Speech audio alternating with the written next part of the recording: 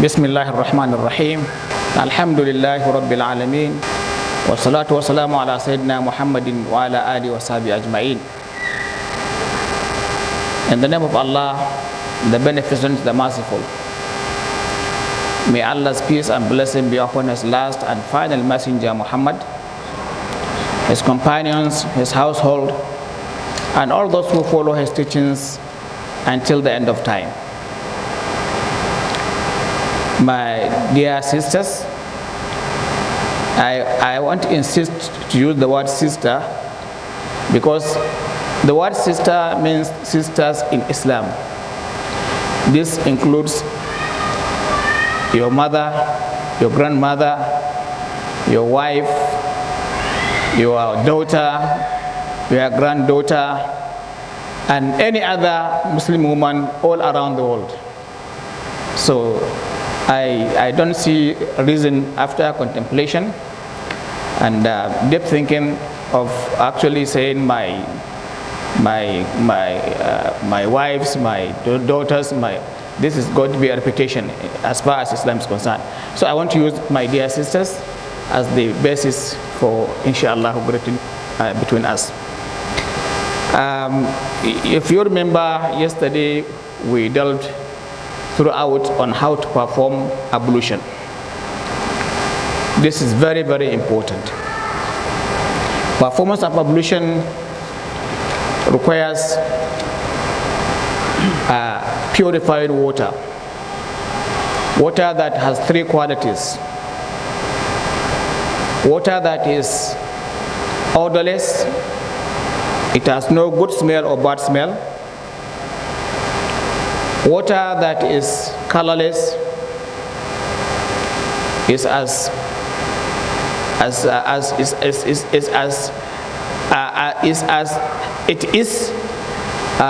due to its preserving place. If it is in a white glass, it becomes white. In a black cup, it becomes black. It changes according to its environment in which it's collected. If the environment is natural and it turns out to be colorful, then there is no reason, there's no problem. You can use it for purifying yourself. Also, it has to be tasteless. Usually, water is not sweet, it's not bitter, it's not sour, and so you can use it anytime.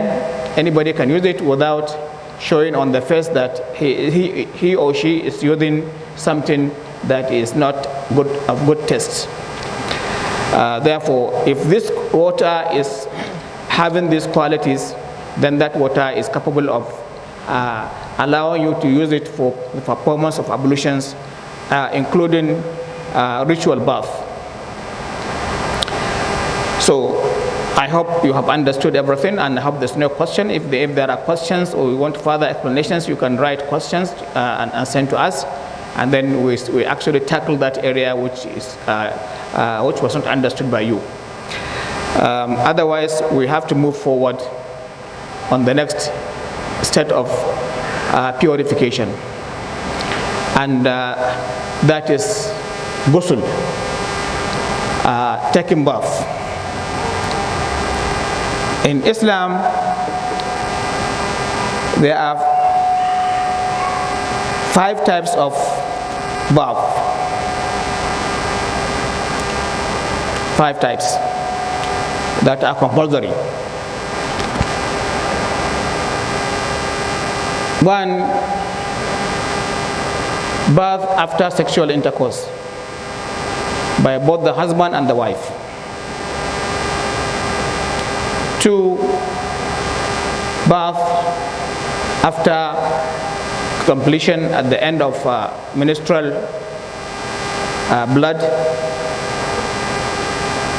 or period. A Muslim woman is required by Sharia to undergo a ritual bath to cleanse herself from the impurity of the hidden and the apparent. 3, at the end of blood bath, a Muslim woman is required by Sharia as obligatory action to perform ritual bath to cleanse herself from both hidden and apparent impurities. For if somebody converts to Islam, it is compulsory upon that person, female or male, to take bath with the intention of converting to Islam or embracing Islam or accepting Islam. All this is allowed. Number 5, it is not upon the person that the bath is compulsory or obligatory. It is upon the people around him that they must wash him. And that's when a Muslim lady or a Muslim man died, before he or she is shrouded and eventually taken to the graves, after the prayers, that deceased, that dead person must be cleansed 3 times with water, or 5 times with water, or 7 times with water, or even more, depending on the condition of the body of the deceased person. There's no limit to the use of water, and you use warm water, and you add lotus water in it, and at the end, the final one, you use camphor if necessary. This will douse or reduce, will minimize the bad odor coming out from the dead body.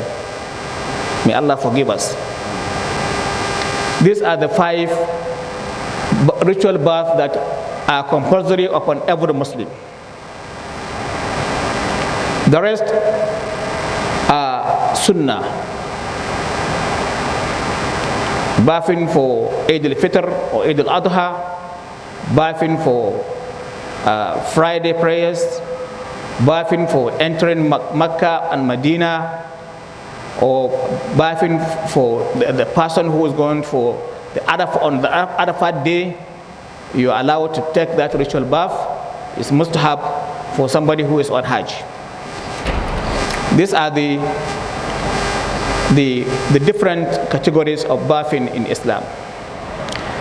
Now we go to explain it. After making your water available, you are allowed to warm your water. You are allowed to use hot water or warm water or cold water. There's no problem in that. We're all given the options to use the water that our body can resist. Now,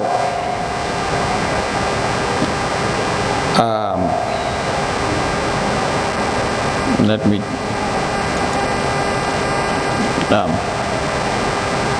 now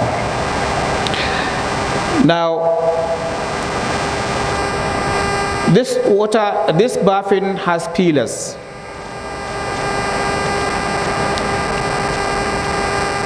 They have pillars, they have obligatory steps that you must observe. I can avoid this for you, unless if you want to know them. But one thing that is most important is the intention. What type of bath are you taking? Out of these 4, out of the 4, excluding the last 5 of the deceased person, which type? Is it ghusl al-janaba? Is it the ritual bath of janaba? Or is it after menstrual period? Is it after blood bath? Which one are you taking? All this must come to your attention when you are performing the ritual bath. There are some steps for women. when after sexual intercourse with their husbands, and suddenly their period begins. So what happens if they want to take bath at the end of the menstrual period? Which bath will they take? Must they take the two baths separately, beginning with the first one, followed by with the last one? Or they will choose anyone and take bath? Because all of them are obligatory.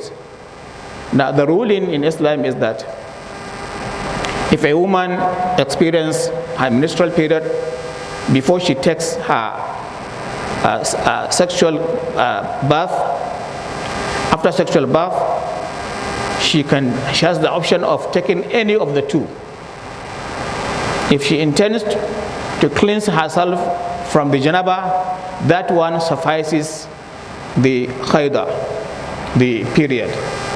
If she chooses to do the menstrual periods after menstrual period bath, that one also suffices that of janaba. So anyone you choose, you are at liberty and you are clear of the two. You understand? This is how it is done. Let me make a small comment on this. Many Muslim women, when they finish their period, they start with the next prayer. They start with the next prayer. They don't mind what happens with the previous prayers. I'm not saying that the 7 days prayers or the 5 days prayers or the 3 days prayers or the 15 days prayers, as the case may be, must be repaid. No. All the prayers that you have encountered in the state of menstrual period and bloodbath are forgiven by Allah subhanahu wa ta'ala for you. You are not to pay any of the prayers. However, if your bloodbath or your menstrual period extinguished, the private part becomes dry, or only the whiteless, the colorless water comes out, after Isha up to Fajr time, after Isha up to Fajr time, if you take bath before Fajr, then you must pray Maghrib and Isha and Subh. Because the time of Maghrib and Isha does not terminate until Fajr comes out, appears. If the blood stops after Asr prayer, before Maghrib time, then you must pray Zuhur and Asr. Because the timings of Zuhur and Asr do not expire, do not actually end until with the appearance of dusk, until the sun has set. If the sun hasn't set, then you are still in the right time to pray your Zuhur and Asr. So a lot of Muslim women, a lot of my sisters, they don't mind pray the backlogs of 2 prayers of Zuhur and Asr should their blood actually terminates before Maghrib. They don't care to pray the 2 backlogs of Maghrib and Isha if their bleeding stops before Fajr prayer. But if the blood actually terminates, the place becomes dry, or the water that comes out is white, or even light brown, immediately after Fajr prayer, or after Fajr until Zuhur prayer, then there is no any backlog of prayers she will actually pay back. Then she will now get ready to pray Zuhur and Asr until another time comes. This is the ruling in Islam. Very, very important. Intention. Intention in everything is very, very important. The Prophet says, إِنَّمَا الْأَعْمَالُ بِالنِّيَّاتِ. All actions are judged according to intentions. Every bit of work you are going to, every act of worship you are going to perform, at the instance of performing it, you have to make intention. And intention is not pronounced. It's not pronounced. It's in the mind. It's in your heart. You don't say loudly, even to your hearing, Nawaitu ghusl al-janaba, or Nawaitu ghusl al-khayda, or I intend to cleanse myself from janaba, or I intend to cleanse myself from the blood of menstruation. No, you don't pronounce it. You just be attentive. You just be attentive of what exactly you want to do at that particular period. That is what is needed. Why are you in the toilet? And why is there water in front of you? Why have you stand under the shower? Why are you in front of the tap of the wash hand basin? Why are you near the river or the sea if you are a good swimmer, or the ocean? All these are places where you can perform your janaba, provided you are not in front of anybody. You just cover your private parts and you throw yourself into the river, wash all over your body, and then come out. You have done your ghusl janaba or khayda. But not in the pool, not in the pond, not in the swimming pool. Yes, you don't do that one in a stagnant water. No matter how big the water is, it's haram. So you have the intention.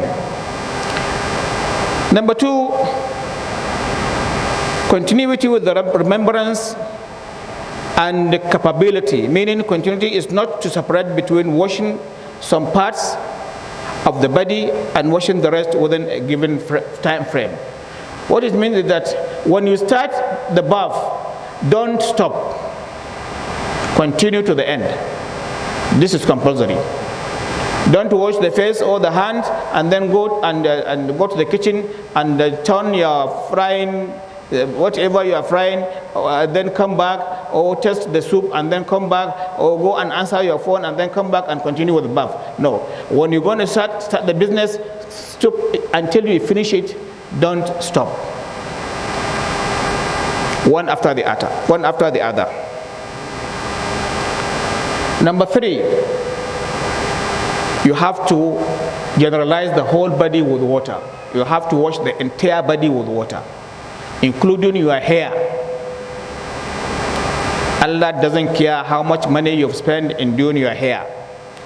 If you don't want to spoil your hair because you just did it yesterday or day before yesterday, then remember that when you pray before you stand before Allah to say your prayers, Allah will not accept your prayers, because you are praying with some dried parts of your body which was supposed to be covered with water, to be washed with water before you become clean and pure and eligible to stand before Allah and perform your 5 daily prayers.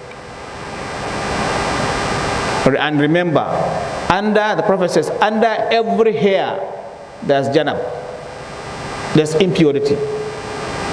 So you must cover the entire body, including your hair, with water. And then you rub the body. Rubbing the body is also obligatory in ritual bath. Number 5, you make sure that the hair is wetted, is well wetted. You have to rinse the hair and it is firm.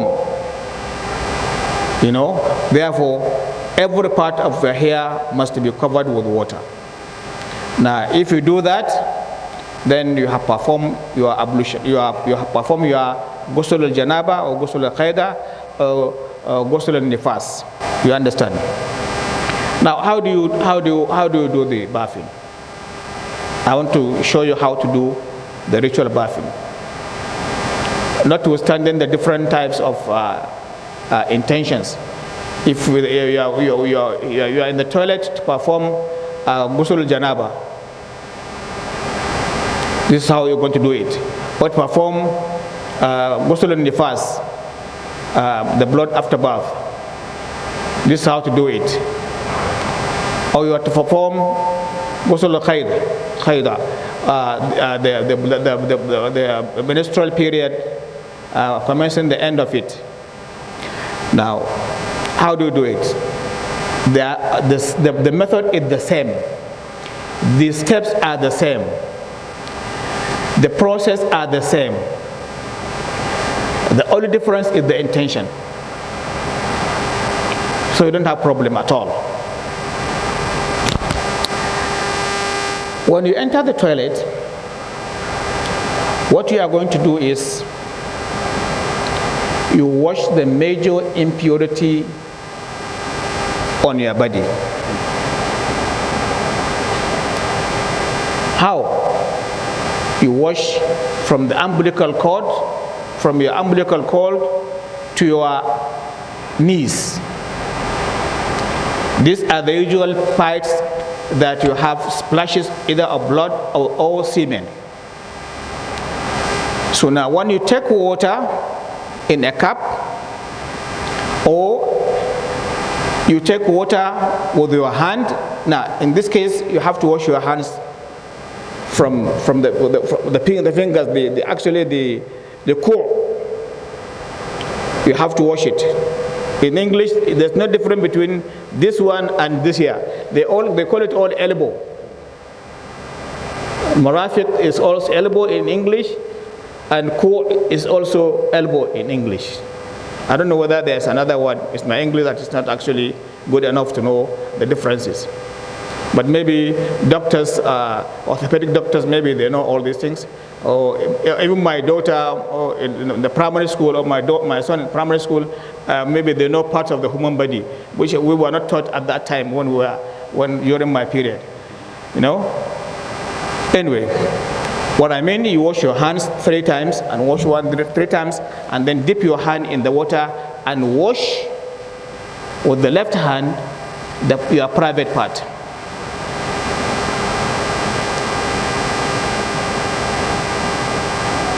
And also wash the genitalia. Wash the genitalia. You have to wash your private part with water, with clean water.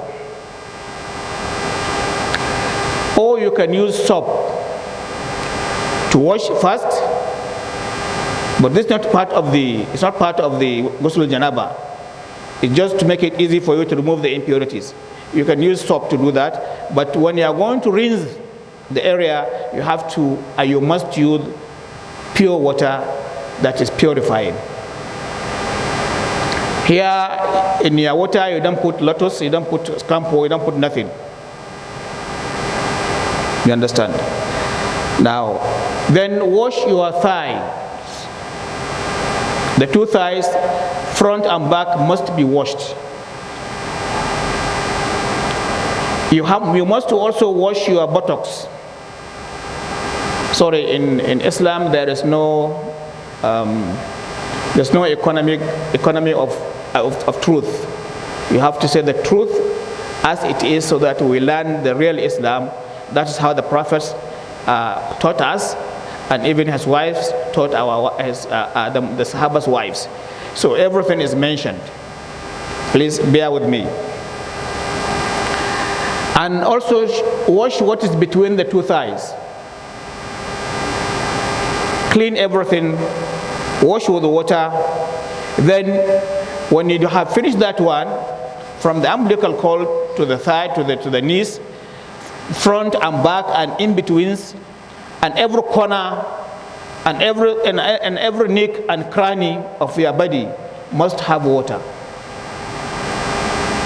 If you have deep umbilical cord, make sure the water enters that part of the body. Some they have actually they have some holes in the umbilical cord. Make sure water enters there.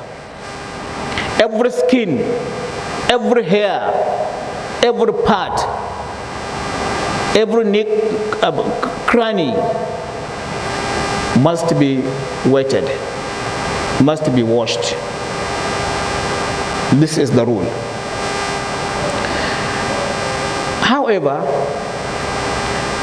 taking bath are of two options.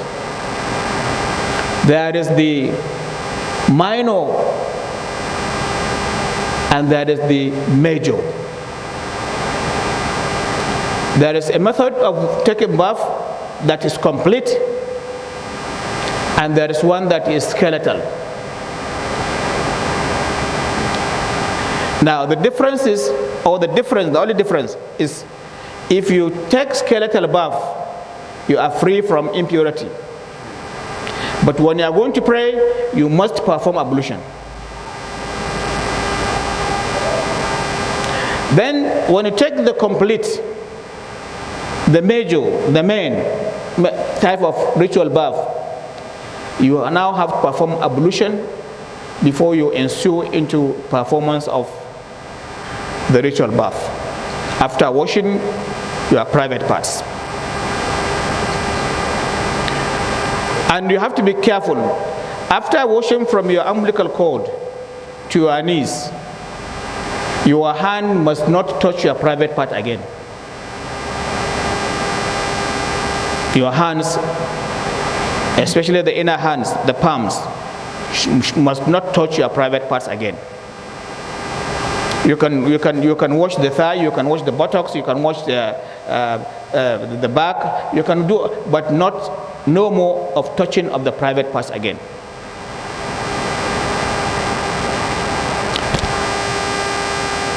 Then you perform ablution.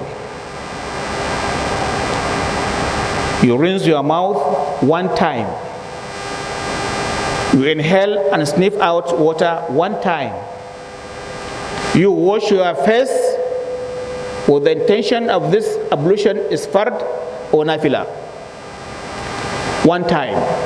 The way we explained yesterday, from the beginning, from the traditional beginning of your hair until under your chin, and from the right ear to the left ear, all the part of the face, under the nose, in between your noses here, all these corners, all these crannies and nooks must be washed with water. Very important. Having washed your face once, you now wash your hand once. Like we explained yesterday, you washed everything once. You wash once. You also wash this one once. And then you wipe your hair front and back, because in the toilet you are naked, so you have the liberty, you have the freedom to run your two hands over your hair and back.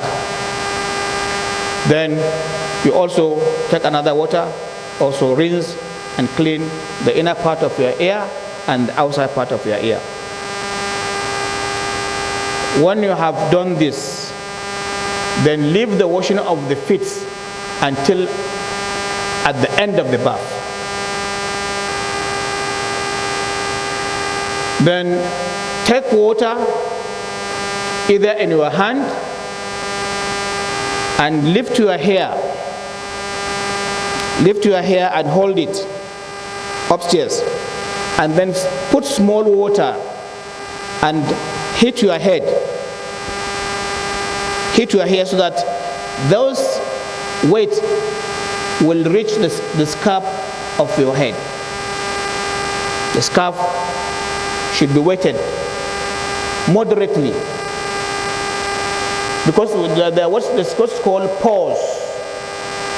Pores means the holes of the hair on your head. Usually when you pour water just like that without wetting the head, you have problems, it harms you. You can have problems of serious headache, or some ailments, or some sicknesses. So Islam tells you, well, but when you actually put some, you actually wet the place, then the pores will close. The holes will close. They will lock themselves, preparing that, oh, something is coming that can harm us. Let's close our doors. You understand? Now, you have done that. Then you take water and splash on your hair, and make sure every hair, every single hair is 100% wet.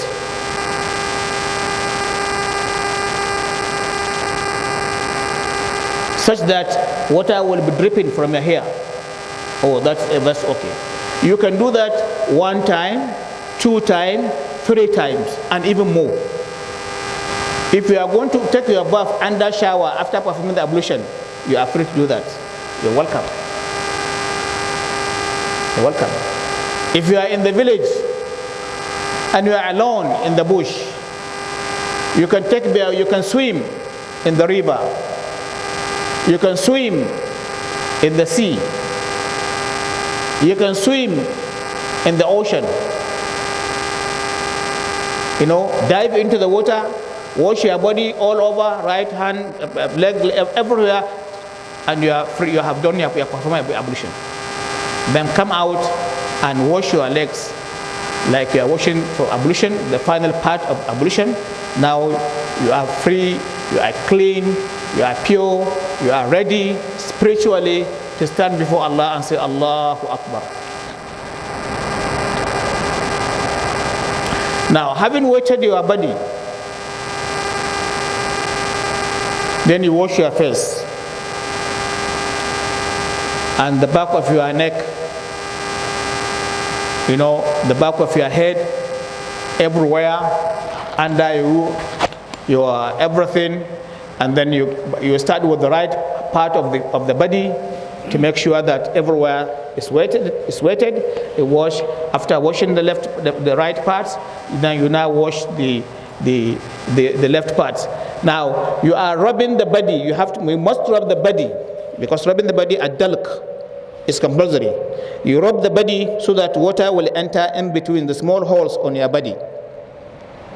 Very important.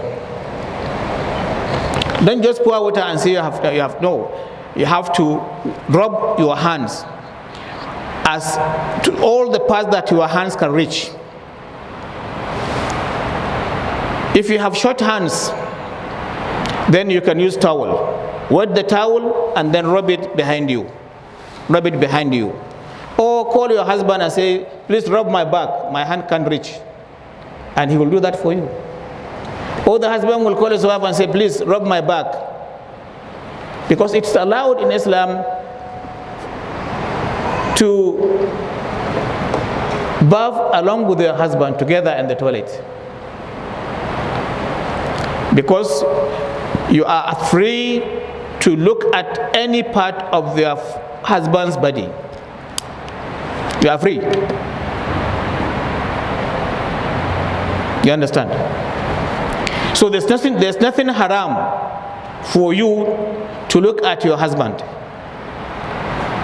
Just he also, there's nothing haram for him to look in your body. You understand? So there's nothing saying, no, I don't want you to see my. No, it's allowed.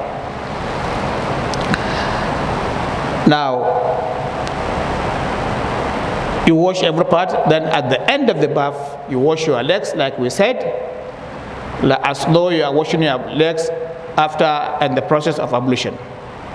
Now, alhamdulillah, you are clean, free from every impurity, free from every impediment, free from every restrictions, free from every reason that you must not stand in front of Allah to perform any act of worship. Circumambulation, going around the Kaaba, you can do it.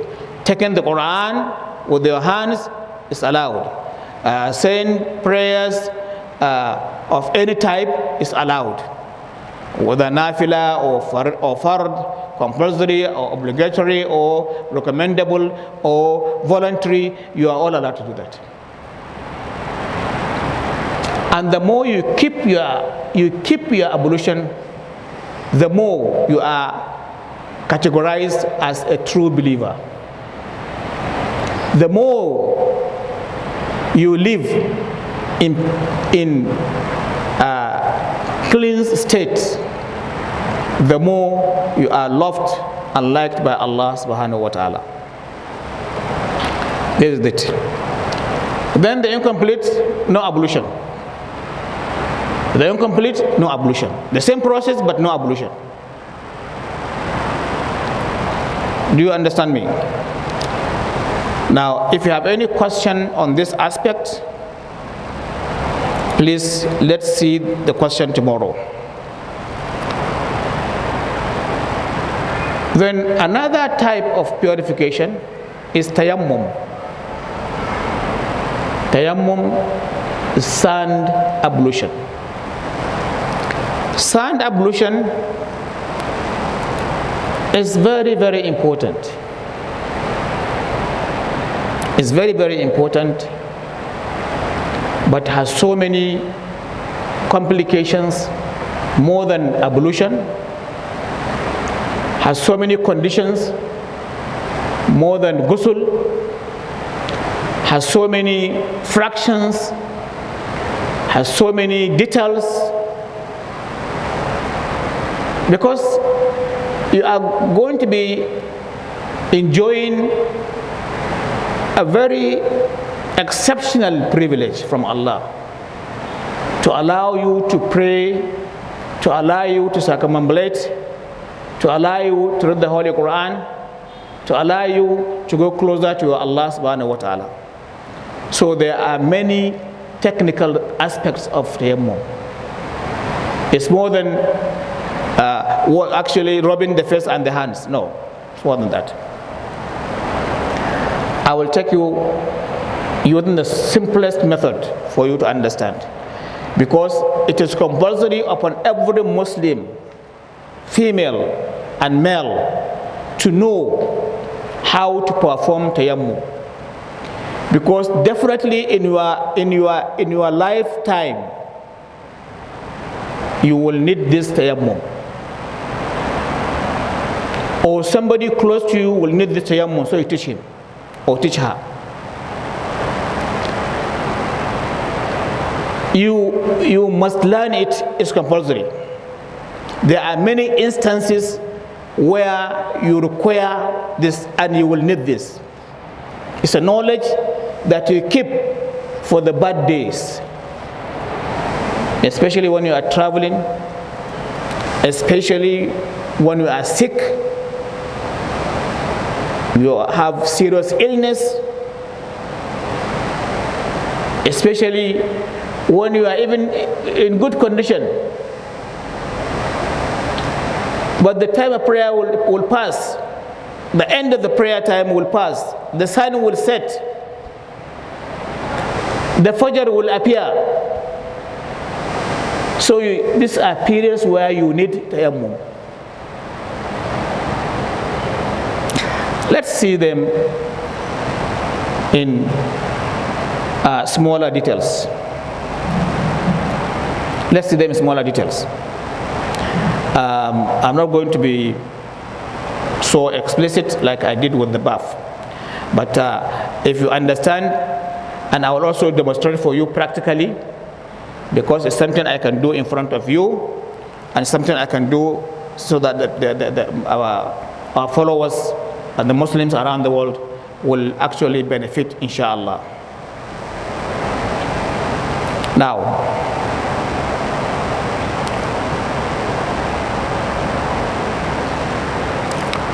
conditions of tayammum. What are the conditions of tayammum?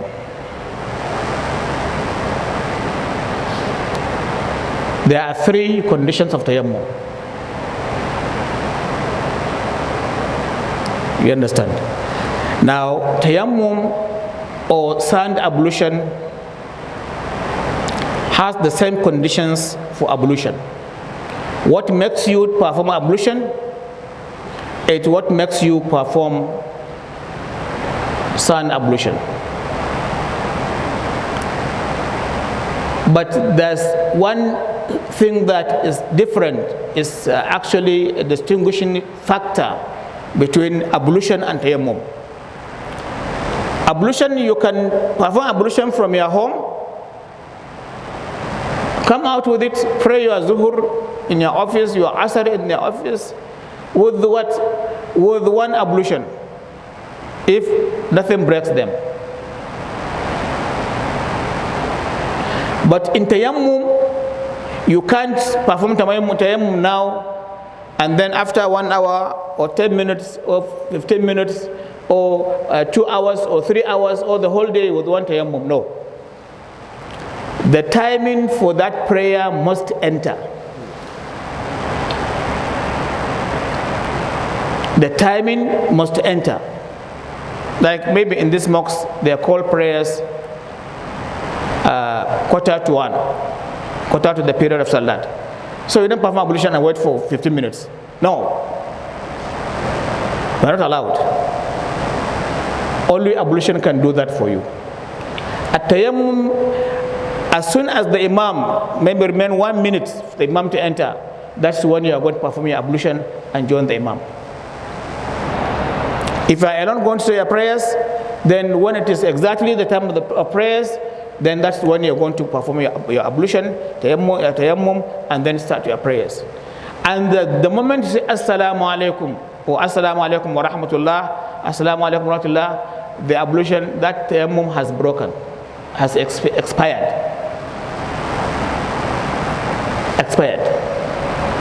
If you want to perform another prayer, you have to do another tayammum. That's why I say it is very technical one. We must know that. So if you have a sick person, each prayer time must actually be commenced with the performance of tayammum. I want to tell you that even if you are a traveler and there's no water with you, you can't pray 2 salats with 1 tayammum. No, you can't do that. Even if you want to combine the prayers, each prayer must have its own tayammum. Do you understand? Okay. So tayammum is not valid. It's not acceptable until the time of the prayer has entered.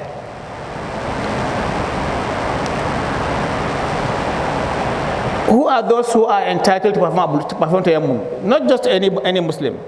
We have children who have not reached the age of poverty, who salat is not compulsory upon them, tawaf is not compulsory upon them, reading the Holy Quran is not compulsory upon them. No any aspect of deen that is compulsory upon them.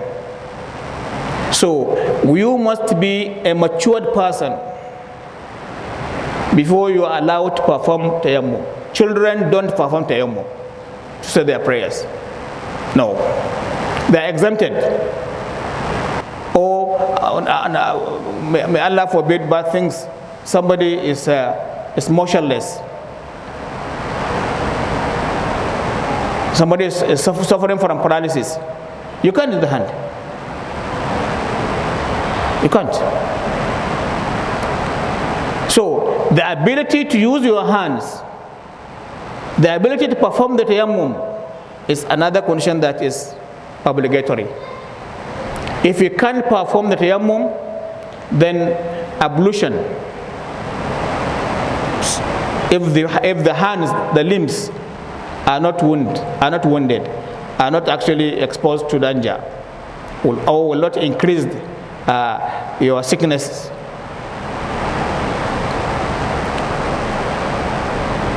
Number 3,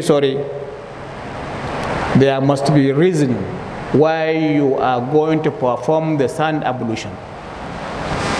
You don't perform sand ablution if there is water, you are at home, there's enough water, there's not enough time, you don't need. Sand ablution is for emergency. It's only for emergency. See how Allah is to us, how merciful our Lord is. He doesn't want you to disconnect with Him. Allah wants you always to connect with Him. That's why He gave us this opportunity, this exceptional opportunity to reconnect, even if there's no water. You must be a Muslim to perform ablution or sand ablution. A non-Muslim doesn't perform sand ablution. No. You understand? And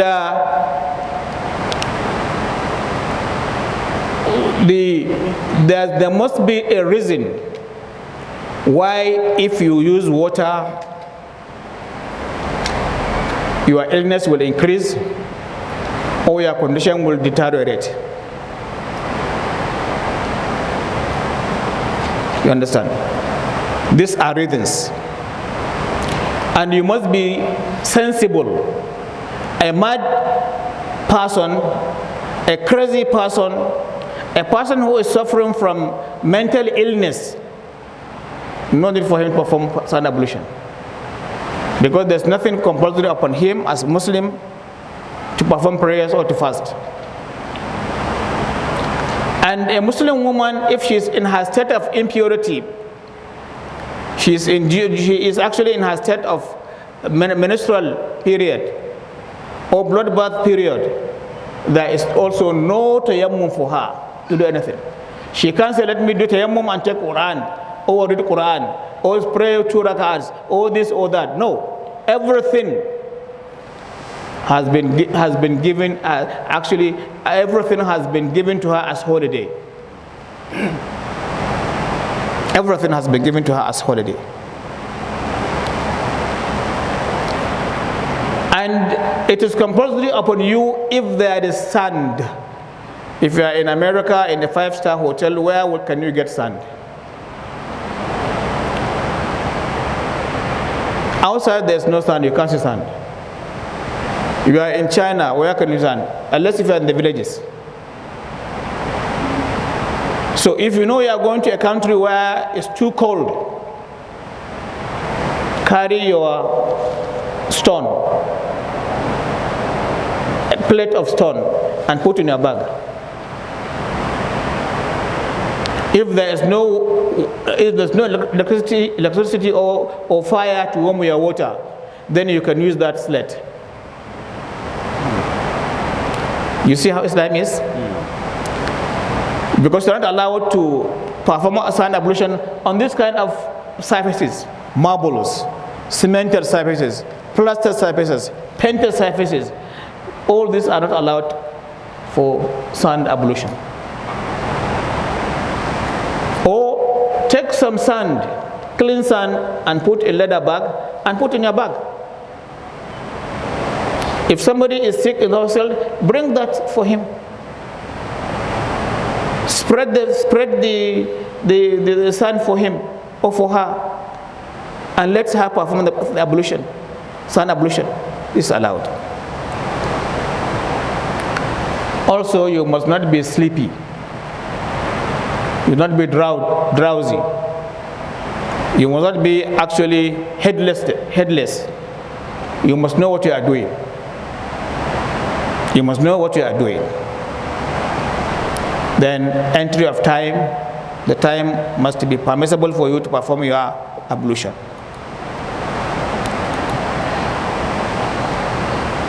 Now let me go to the actual performance of the ablution. Please watch closely. Those who are facing the other directions should face me so that you will learn how to perform the ablution. I will stand up so that you can see me from wherever you are. When it is time for you to perform ablution, Remove your glasses. Remove your ring. Remove your watch.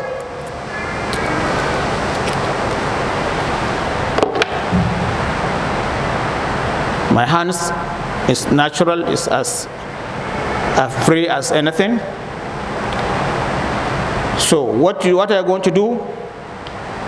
The Prophet says, and what is compulsory in performance ablution, of sun ablution, is you hit the sand. You hit the sand like this. Touch the sands with your two palms. If there are some particles that can irritate you or even wound you, depending on the condition of the sand or the stone, natural stone, then do like this so that they will fall down. Once like this, you find. Now, when you haven't done that, you now lift your scarf or your cap so that you can start from the beginning of your hair to your chin. So what do? You do like this.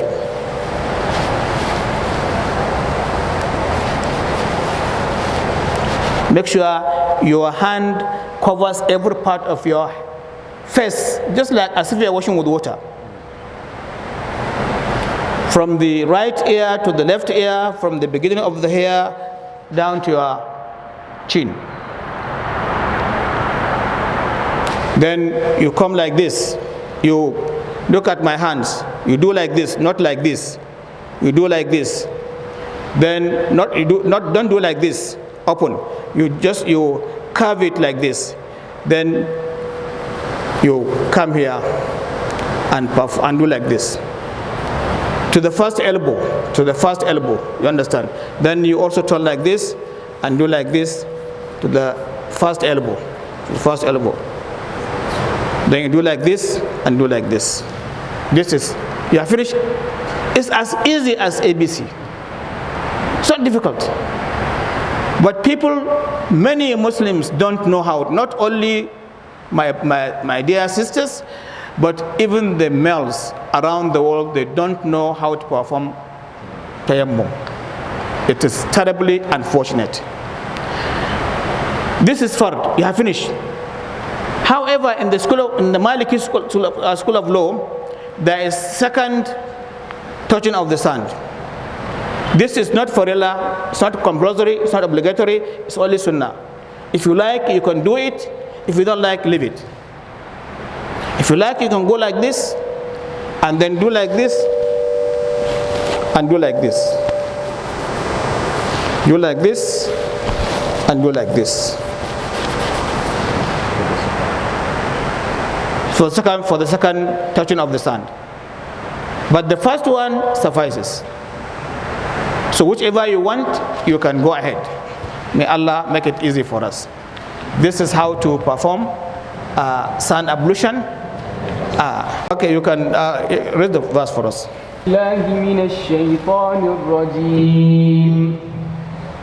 بسم الله الرحمن الرحيم يا أيها الذين آمنوا لا تقربوا الصلاة وأنتم سكارى حتى تعلموا ما تقولون ولا جنبا إلا عابري سبيل حتى تغتسلوا وإن كنتم مرضى أو على سفر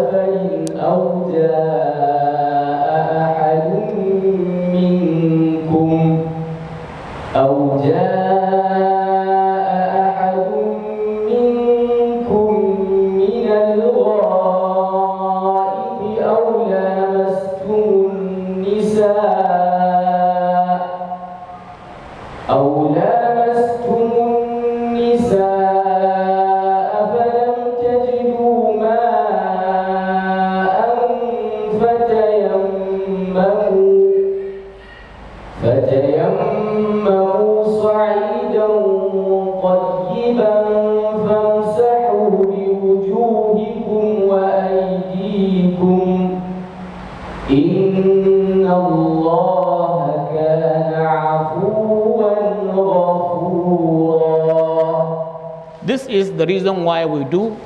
The Quran clearly states to us if we are in 3 states of conditions. 1, we are sick and we can't use water, because if we use water it will harm us. 2, we are on a journey. If we use our water, the water will not be enough for us to perform ablution and also drink. We are allowed not to use the water for ablution, even though we can do that, but we may also, because Allah doesn't want us to die of thirst. So we say, keep your water and perform sun ablution. 3, if there is water somewhere, but there are animals, snakes, or lions, or cheetahs, or any kind of dangerous animal that can harm you when you go to collect water, because it was the time for them to drink water, then you are allowed to perform. You are looking at the water, but you can't use it. Or you are afraid of the time of the prayer will elapse. The time of the prayer will elapse.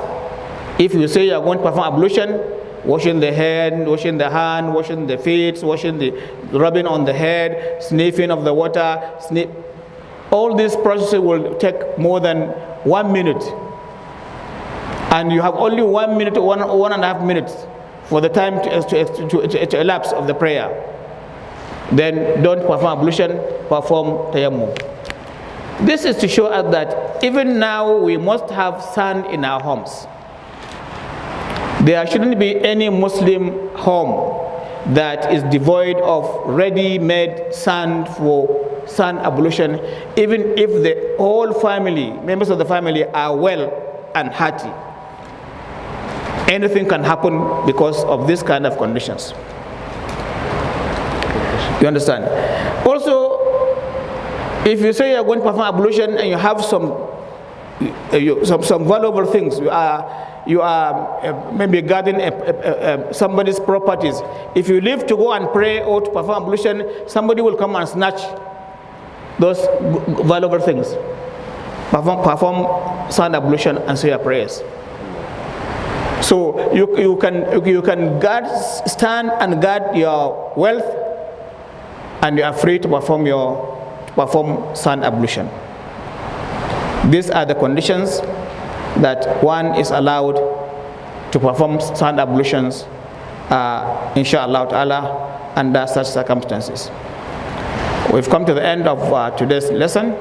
اللهم صل على محمد وعلى آل محمد كما صليت على إبراهيم وعلى آل إبراهيم إنك حميد مجيد وبارك على محمد وعلى آل محمد كما باركت على إبراهيم وآل إبراهيم إنك حميد مجيد اللهم آت نفوسنا تقواها وزكها أنت خير من زكاها أنت وليها ومولاها فنعم المولى ونعم النصير اللهم لا سهل إلا ما جعلته سهلا وأنت تجعل الحزن إذا شئت سهلا اللهم طهر قلوبنا من النفاق وأعمالنا من الرياء وألسنتنا من الكذب وأعيننا من الخيانة إنك تعلم خائنة الأعين